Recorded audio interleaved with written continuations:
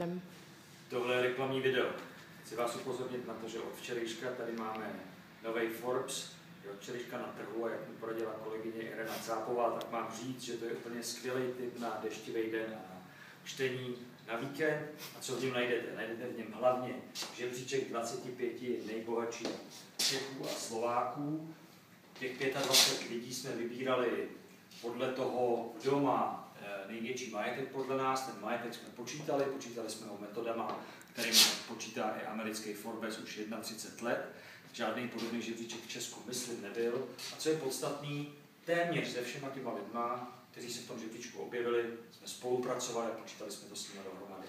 Některý lidi se v tom žebříčku neobjevili. Jsou to třeba lidi, kteří mají obstavený majetek, čeká je soud. Nedali jsme je tam proto, protože tím majetkem nemůžou disponovat, tím pádem podle nás do toho žebříčku nepatří. Nejsou tam ani lidi, kteří možná majetek mají, ale nehlásí se k němu a nejsou nikde oficiálně uvedení. Ani takový lidi podle nás do žebříčku Forbesu v žádném případě nepatří, takže je tam nenajdete. Ale najdete tam 25 docela zajímavých jmen, pár překvapení, 3. místo, to bych upozornil, velký překvapení, a 25. místo, taky překvapení, ale to už bych vám možná prozradil moc. Zkuste si Forbes vzít, koupit, přečíst a dejte nám vědět, jak se vám líbilo. Tak jo, mějte se hezky.